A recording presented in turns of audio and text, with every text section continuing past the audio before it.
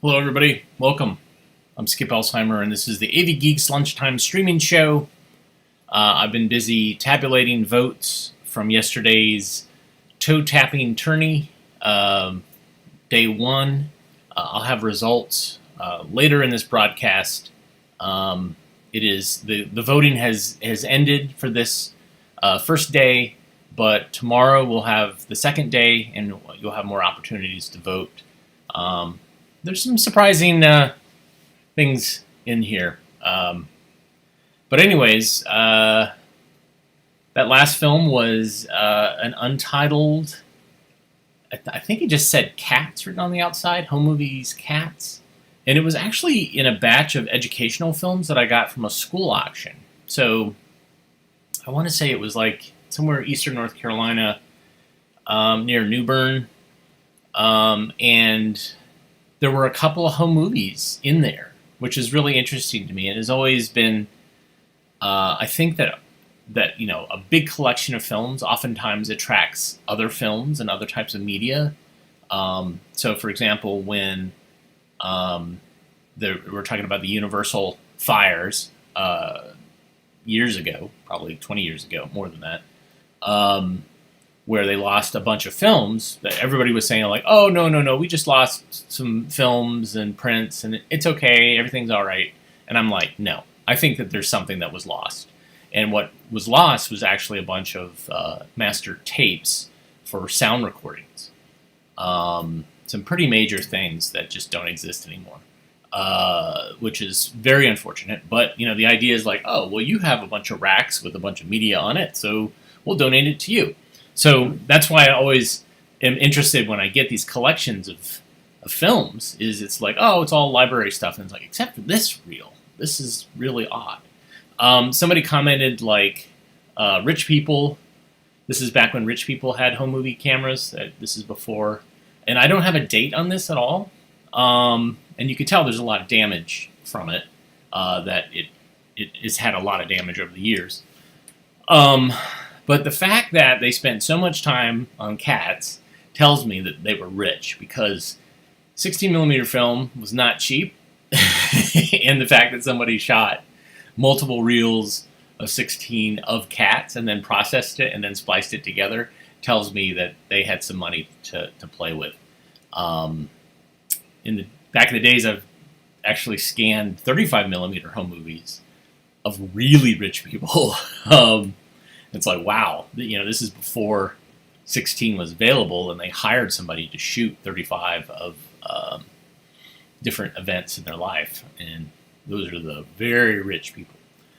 All right, so this was a request, this next film, from someone who I'm hoping will be a surprise guest on the tourney, the final tourney with Found Footage Festival, and I can't say much more beyond this because I haven't really pitched it to him yet. He's enthusiastic about coming on the show, and which is great, because he used to work at Centron Films, and so it would be great to have him. But anyways, so this is something he requested, Mischievous Marks. Enjoy.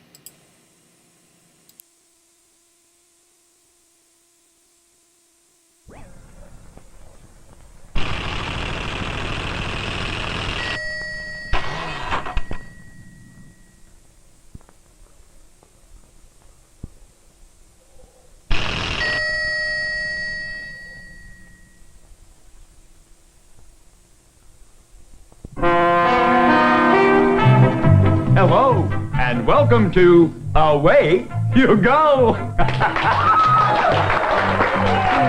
First contestant, come right in here, sir. Are you ready? Your first question. What do you call these curved punctuation marks?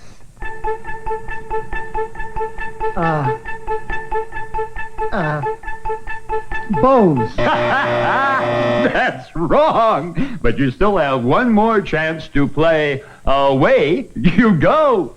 What do you call the mark right before the S that indicates possess? One more second. That's wrong. Audience, what's the answer? Of course.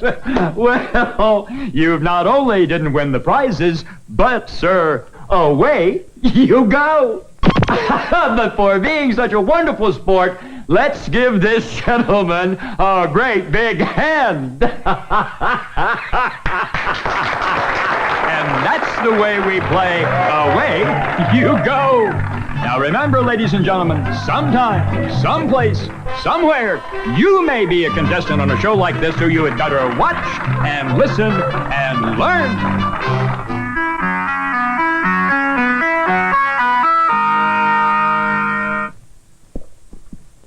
The sign indicates the main idea or main context of a sentence. The reason I bring this up is... Hold it. Who are you? What does the I stand for? Interruption. Is that what you... Yes. I was going to ask. Yes. That's what I am, an interruption.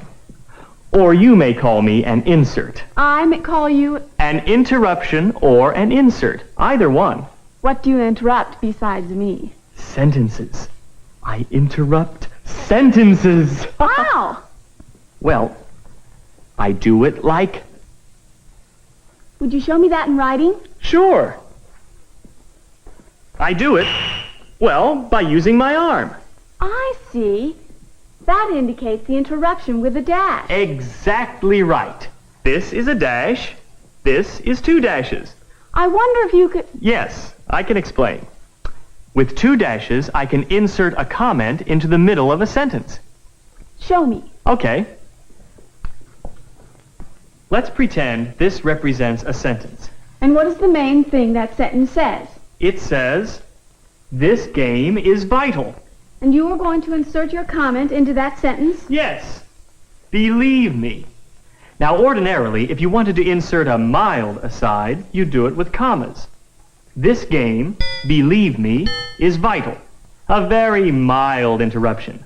I only get in there when I want my presence noticed and emphasized. Here's how I do it.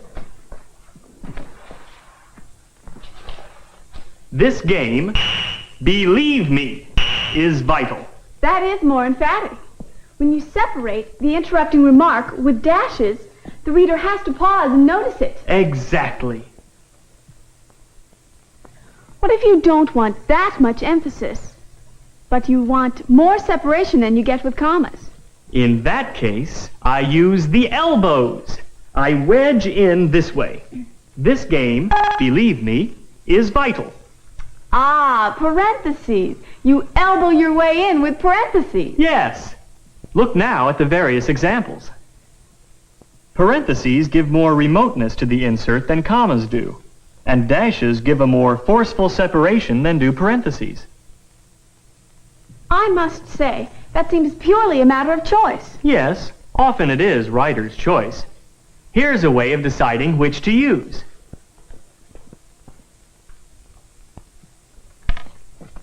Henry, my brother, is absent. My brother is a casual aside, not too remote from the rest of the sentence. Commas will do.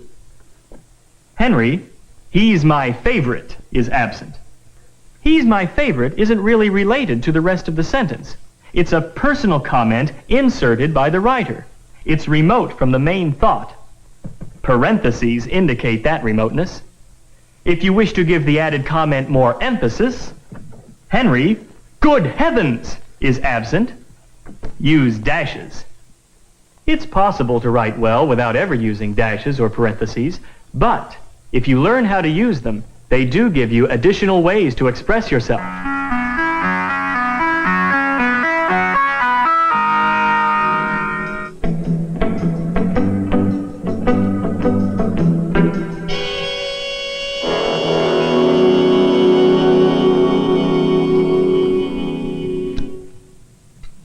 It's gone. Fred, What? did you see my letter? No, I had a letter here. It's missing. of course it's missing. I know that How do you know that? because somebody put an apostrophe here. Huh? An apostrophe. People always put apostrophes where letters are missing. What? Sure, Everybody does it. I'll show you.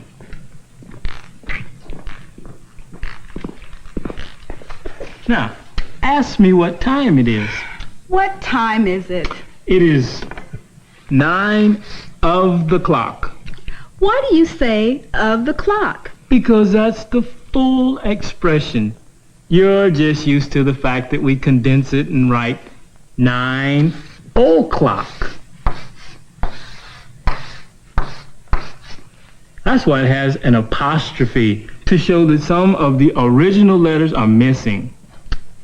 When you read a condensed expression with an apostrophe in it, how do you know what letters are missing? Well, it's kind of a game, and you have to figure out what letters are missing. Now have a seat, and I'll show you some condensed words, and let's see if you can figure out what letters are missing.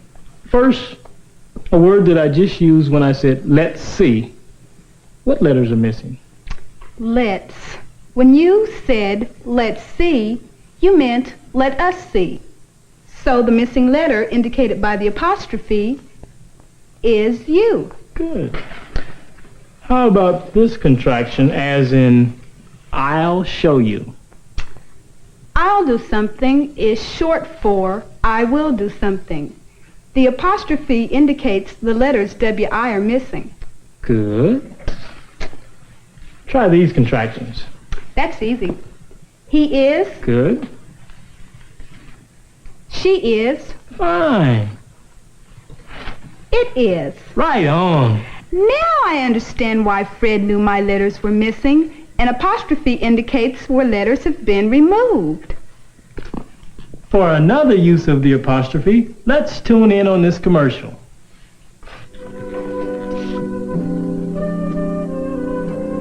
I'm a borrower, but I like to know who belongs to what and what belongs to whom. That's why I use apostrophe S. That way, I know that this is Oscar's desk. It's Dixie's chair. Amy's lamp. And I'm wearing Jane's coat. If you have friends who possess things, give them the recognition they deserve. Give them apostrophe S. Remember, for nouns that possess, use apostrophe S. The apostrophe S may also be used for the woman's shoe, the boy's shirt, and people's problems. Put a sense of belongingness into your life. Use apostrophe S. Let's see. This is Bill's cap. But whose glove? And whose hat? When we're not definite whom we're talking about, we use indefinite pronouns, such as somebody or anyone. So, when making them possessive, we treat those words like nouns and write somebody's hat, anyone's glove. So let's change our slogan a bit and say, for nouns or indefinite pronouns that possess, use apostrophe S.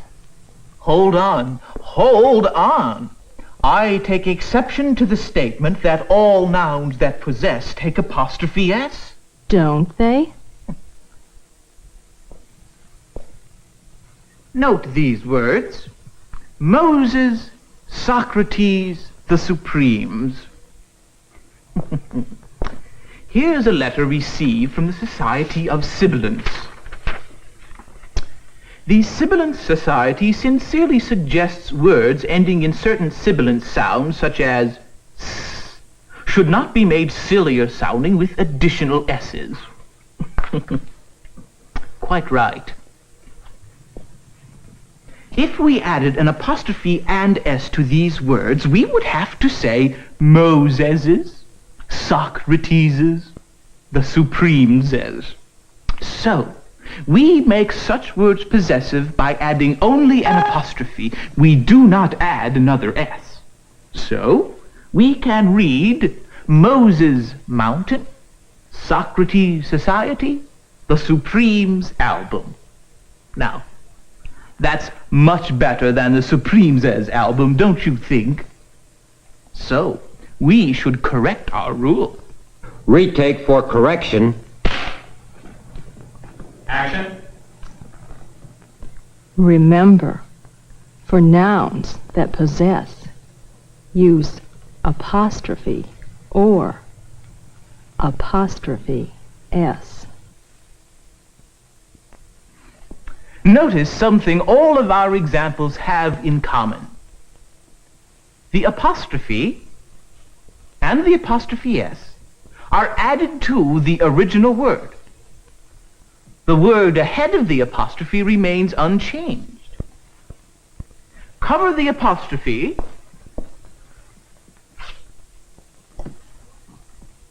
or the apostrophe S, and the original word is still there. Why is that useful to know? I'll give you a problem that will show you why. This word needs an apostrophe. Where would you put it? Well, it depends, doesn't it? If we do it this way, G-I-R-L apostrophe S, what does that tell us? It tells us that the original unchanged noun is girl, singular. If we make our possessive case this way, G-I-R-L-S apostrophe, what does that tell us? It tells us that the original noun was girls, plural. So, we find another advantage in adding only an apostrophe to words that end in difficult ES sounds. It helps us tell singular from plural.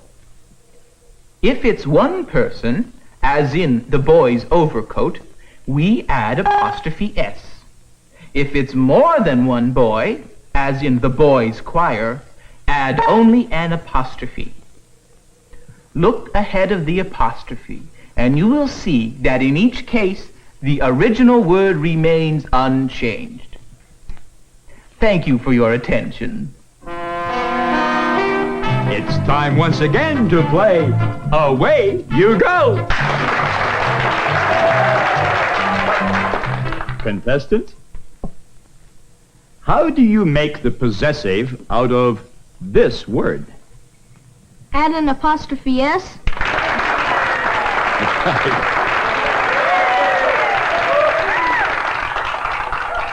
But how do you make the possessive out of the plural form of this same word?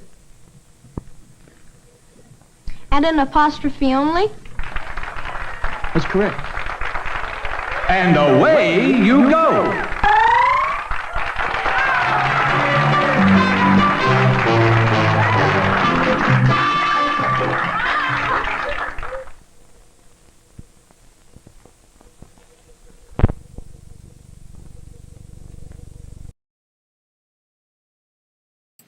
Oh, it's zany, all right.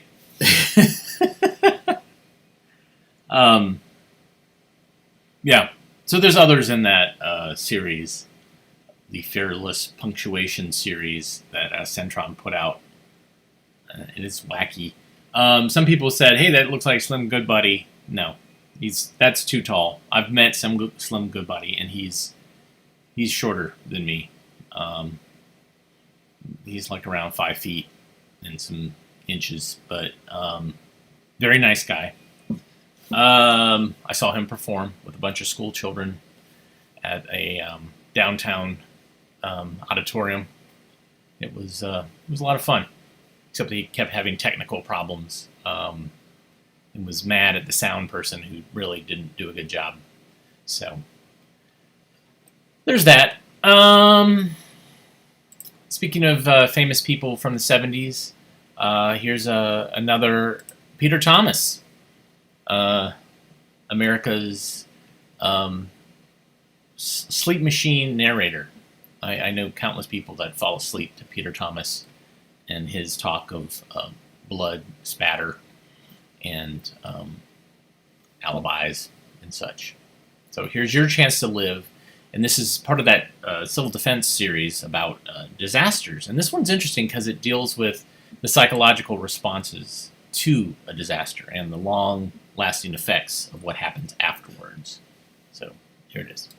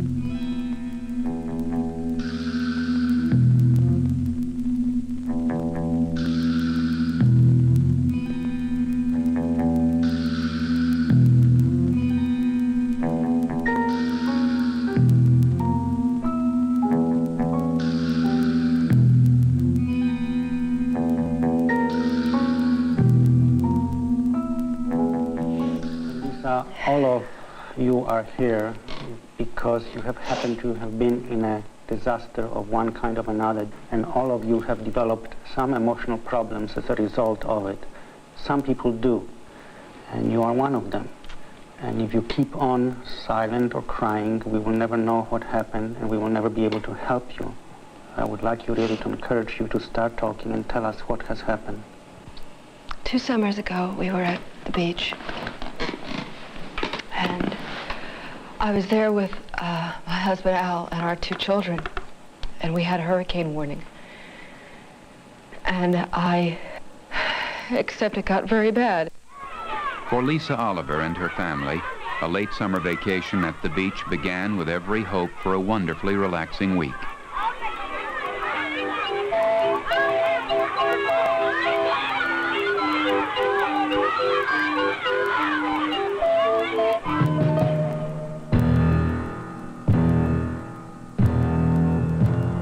But suddenly, in the wild pounding of hurricane winds and rains, that bright hope turned into a tragedy of the loss of 2 small children.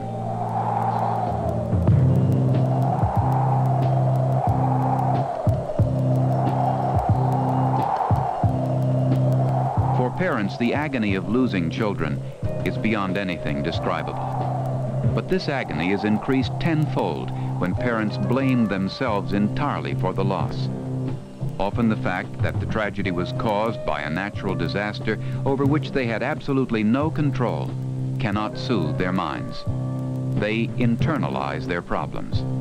A normal existence becomes impossible. Was anyone living in the house? Yes, and there was Oliver boy and his wife and 2 little children. The little children, they got drowned. It's indeed very tragic. I can understand, how you feel. And No, you can't. Because it was my fault. Because I wanted to stay. Al didn't want to stay. I wanted to stay. I wanted to see that hurricane. And I don't have any more children. I was selfish. I didn't think of my children. I thought of...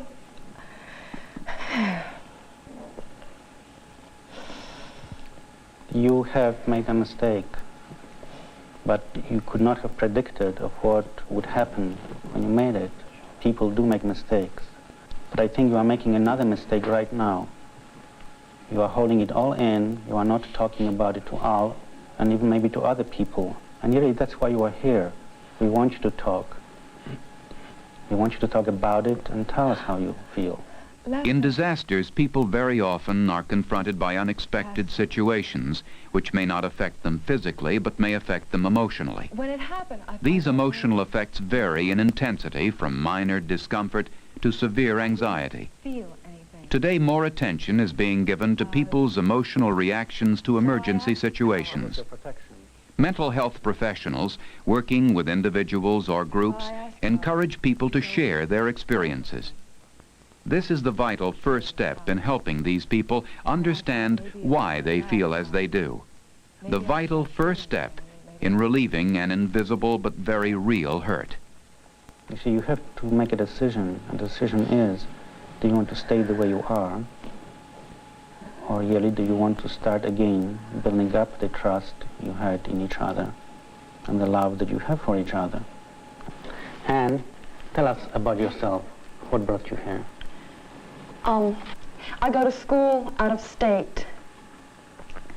When I heard over the radio that there had been an earthquake in my hometown, Yes. I called right away and couldn't get through for 2 days. And there was nothing I could do. My mother works in the hospital, and it collapsed around her. I thought there was a good chance that my mother and my sister could have been killed, and the things that go through your mind, and I just realized how much I love them, and what would I do without them, and so I decided to go home to be with them.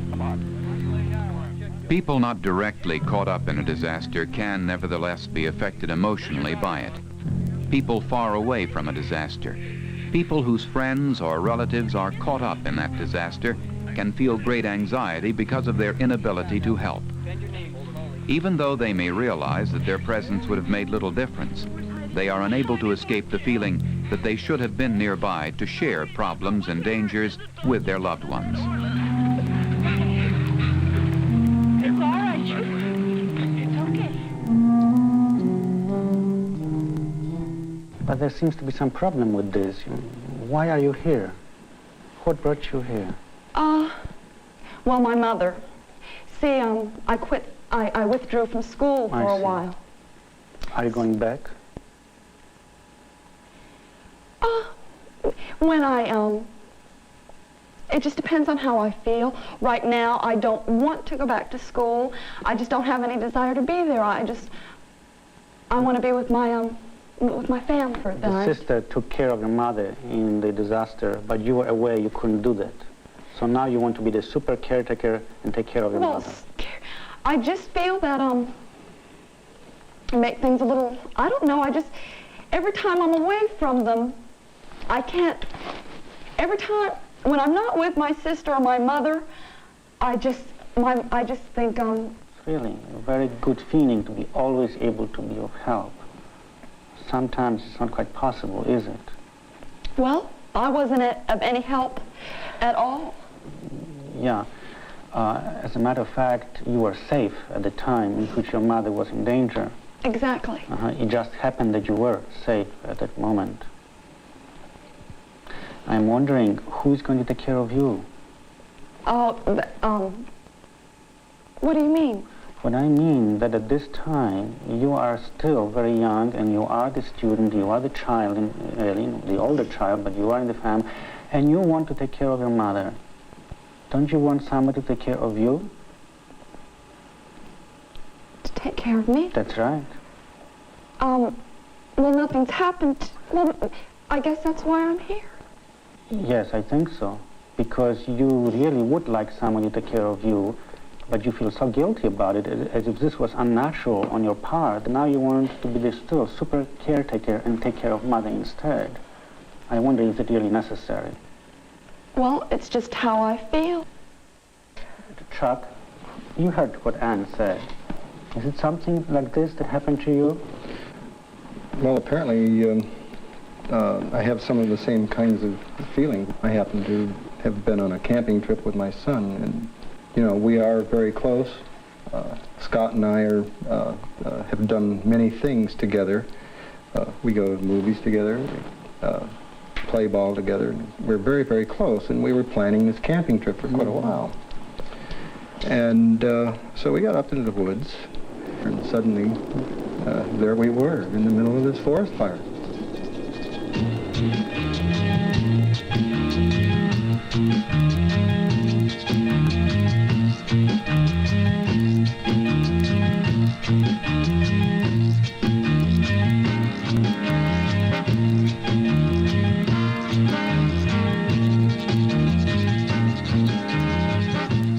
Even people who handle emergency situations with a great deal of assurance may still suffer emotional stress afterward.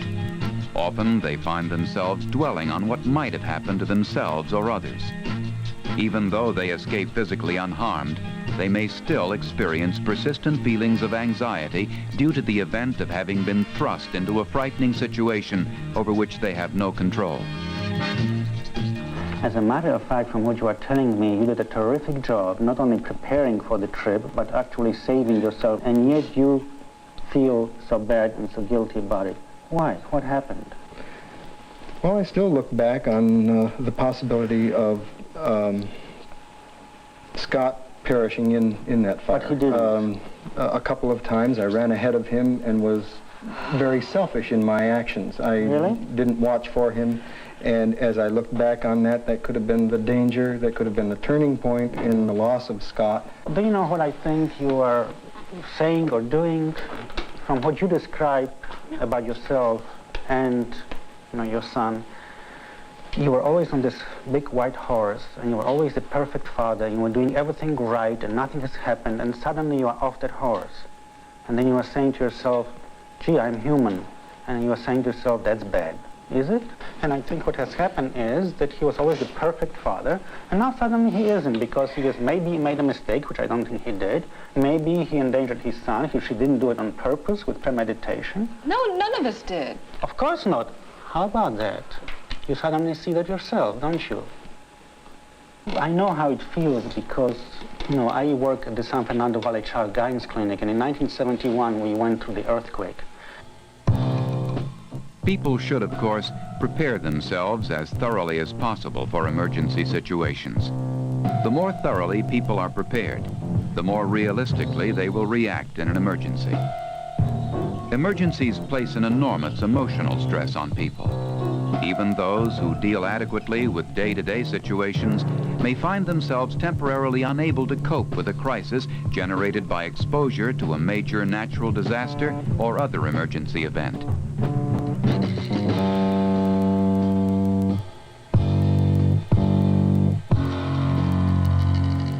For those who cannot cope with these frightening experiences, a new recognition of their problems has recently emerged.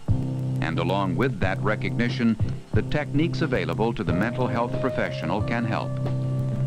This help begins with sharing, not bottling up deeply felt personal emotions.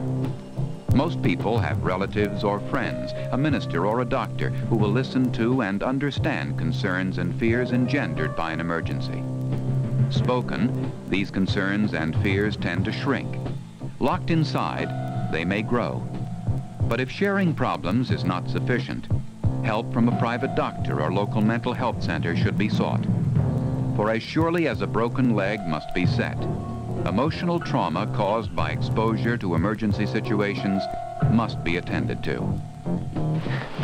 We have really understood today, I believe, how talking together about what has happened, particularly in disasters or in any crisis, can help people. I just wish that those people who really do develop emotional problems following a disaster or following a crisis could seek some help like you did.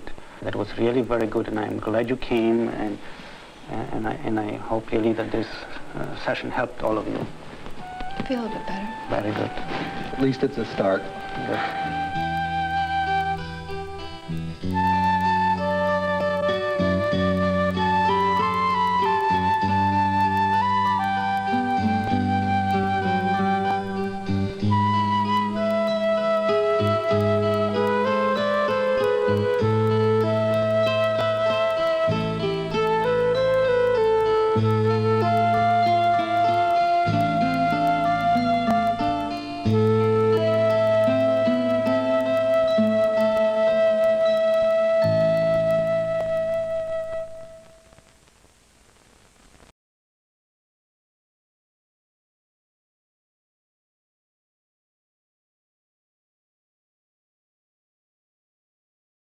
Shame on Skip. That was a Lulu. Sorry about that, everybody. I was like, yeah, Peter Thomas. Group therapy. Yeah, the 70s. Woo! So those were actors. And I don't know if they were referencing real events or not, but I'm sorry for it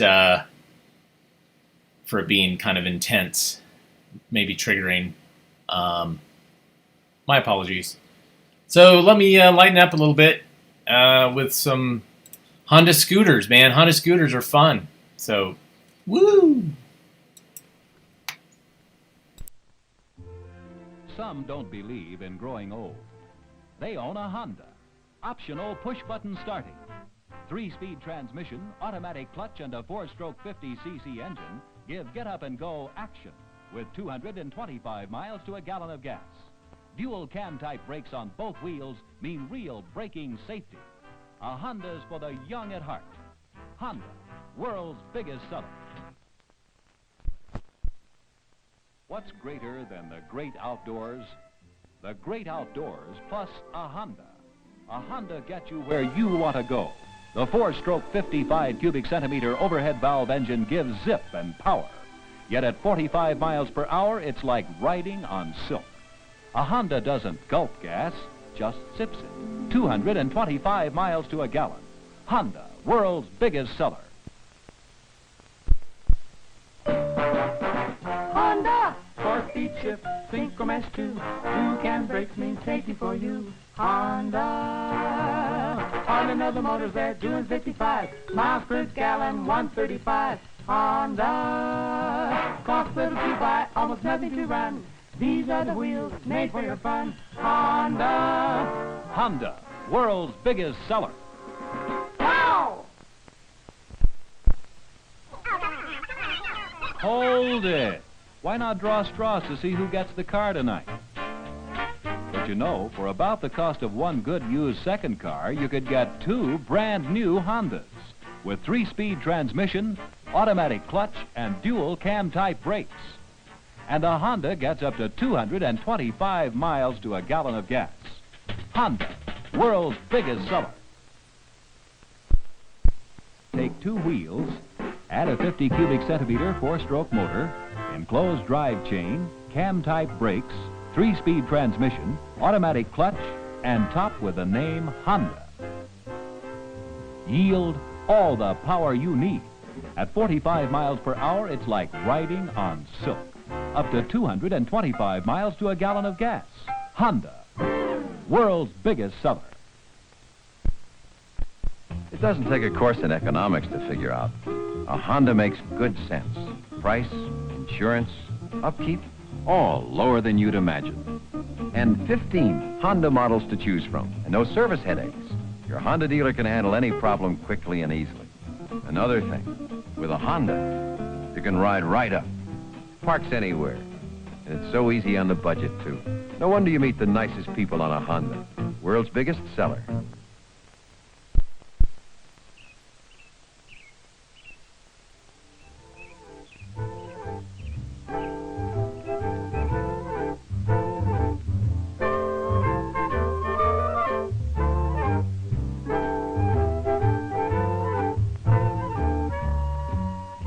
People who own a Honda know how to enjoy life. Honda, world's biggest seller. Honda, the ultimate in technical perfection. In the air, on the ground, these men value performance, quick response, plenty of power, plus low fuel consumption. And above all, they like their reliability. Hondas hold up. Sleek as a jet. You can ride them anywhere. You meet the nicest people on a Honda. Honda, world's biggest seller. When there's a job to be done, the Honda Trail 90 meets the challenge. Whether it's on the ranch or on the farm, you'll find the Honda Trail 90 a big help. Takes you over all kinds of terrain. It's the ideal bike for hunters and fishermen, too. No wonder the Honda has become the most popular trail machine in the country. Honda, world's biggest seller. Okay, let's go. She knows there's only one way to make decisions like this. Go to your Honda dealer. He's got the answers. 15 different Honda models. 50, 200 miles to the gallon. And if you want to trade in for one of the big ones, 305cc. Of course, there's the matter of getting Dad to agree. But it doesn't take long once you ride a Honda. And you must admit, you meet the... And then it just ends. Holy cow. You meet the nicest people on Hondas. I guess it's time to show the results from yesterday's Toe Tappin Tourney. In case you don't know what I'm talking about, we were challenged by the Found Footage Festival guys, who did a month-long tournament of jingles and songs from some of their favorite video clips. And Joe Pickett, one of the Found Footage guys, basically said, hey, we should challenge AV Geeks. And so we decided to take this on, and yesterday we had our first competition. We had 4 heats or brackets, or I don't know what you call them, games, or, I don't know what. Haven't come up with really good vocabulary because I'm not a sports guy, and they're sports guys. So anyways, here's the bracket so far, and we'll see who won. So Uncle Smiley versus Acid. Acid trounced Uncle Smiley. It was surprising. Initially, there were a lot of Uncle Smiley votes from people who I know groan whenever I showed Uncle Smiley. So it was kind of interesting to see. So Acid has moved on to the quarterfinals. Drugs Are Like That. Trounced VD Play It Safe, that really nice love ballad about venereal disease. So Drugs Are Like That are there. So they'll be taking on Acid tomorrow. No, not tomorrow, Friday. Let's see. Duck and Cover, trounced Munchers. Although at first I thought that Munchers was going to take it. And then the Is a Career in Whatever, the What You Gonna Do song, got beat out by Malika Palika Do Skip 2. And so they will be taking on Duck and Cover tomorrow. No, Friday. Yeah, don't have my schedule right. And then, so tomorrow, I'm going to highlight, we've got Books for Burning, which is from Magnificent Major, versus LSD and Cider Insanity. Telezonia Pick Up the Phone versus Teeth Are a Good Thing to Have, song Plaque. Shake Hands with Danger, which is so popular, is going to take on the Canadian Let's Find Something Better to Do. And VD is for Everybody is going to take on Destruction, Fun or Dumb. So tomorrow is the time to tune in, and we'll probably start about 1:30 Eastern Standard Time for that. Katrina, my wife, will join us. And it's funny, everybody seems to have different criteria on how they are picking songs. And some of them were definitely tough. And so I appreciate your feedback on that. And so that will happen at 1:30 tomorrow. I should say that if you like what we're doing, you can buy us coffee at this URL that I'm pointing at with my finger. Coffee, my wife drinks coffee, I drink coffee, my assistant drinks coffee. It's a wonderful way to support us, to stimulate our nervous systems using chemicals. Also, you can hit like and subscribe, and you can share this with other people, so that would be awesome. We'll end up the day with some tire TV spots. I occasionally I acquired a bunch of TV spots, like commercials and PSAs and other things from a filmmaker in Portland, Oregon, and like flew out there to do a couple of shows, but then I went to his space and he gave me a bunch of boxes that I picked up and shipped back to Raleigh. And so these are pretty great stuff from the 70s. I think it's from an ABC affiliate. But these were all ones that had something to do with tires. And some of these I've shown in the past, but here we go. Enjoy.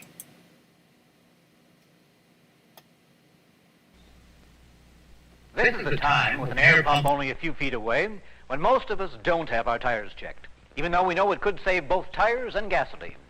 If you don't have your tires checked because you don't like to ask, or you don't know how much pressure to tell the man, we've got something now that will do the asking and the telling for you. This little sticker, and it's yours for the asking.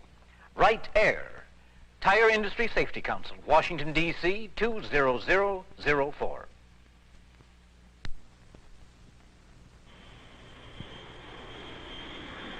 The professionals never take off without checking their tires first. The professionals know the right air pressure gives the best gas mileage. The professionals know they've got a lot riding on their tires. Now, maybe you don't think you have to check your air pressure, but you've got a lot riding on your tires too, haven't you?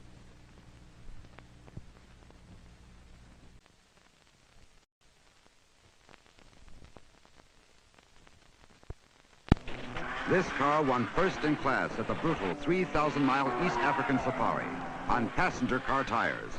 What makes these tires so special?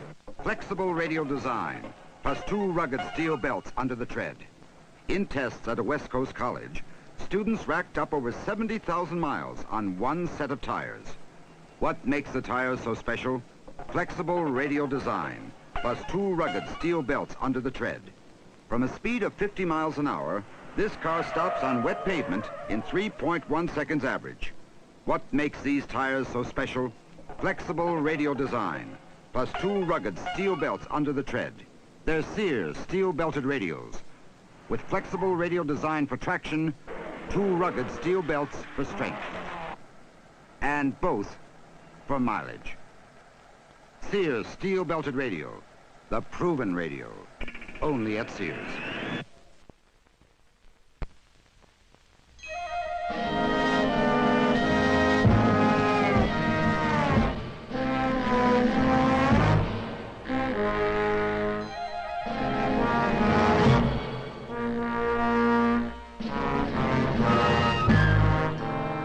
Worn-out winter tires won't work.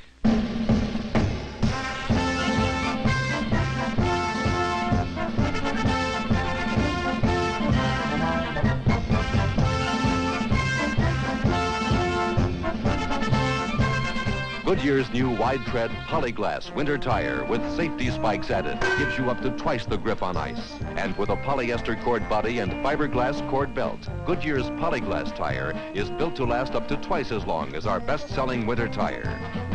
The Suburbanite wide-tread polyglass tire. Only Goodyear has it.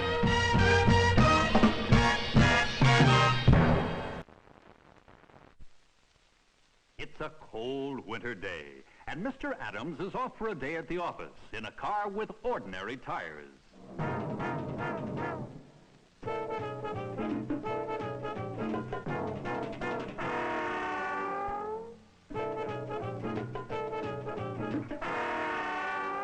Poor Mr. Adams.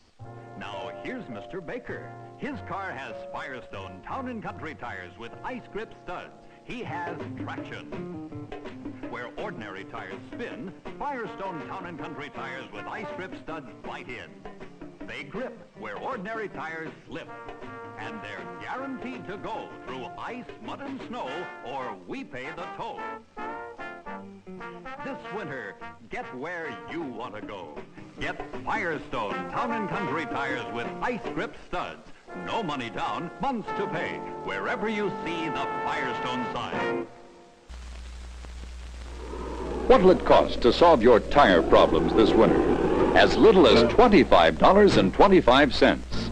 Right now at Firestone, you can mix or match 2 Town & Country winter treads for the rear wheels of your car or 2 Deluxe Champion new treads for the front.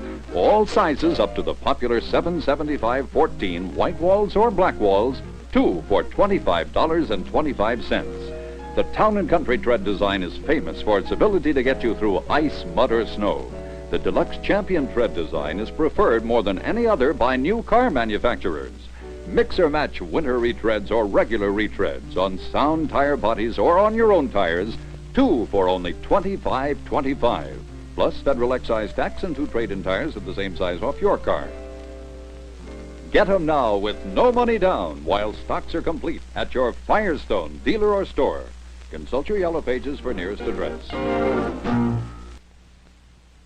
This is the time with an air pump only. Thanks, Robert Vaughn. 2 tires for $25. Crazy. Oh my gosh. I don't even think that a tire place will even touch your tires for less than $25 nowadays. Like they'll just like put it up on the rack and then that's ching, that's $30. Yeah, some great stuff there. Some ice studs and some safety spikes and I don't know why. I think I have a lot of films about tires nowadays, so I might have to do a show about tires, including that tire rigging demo, which is so great.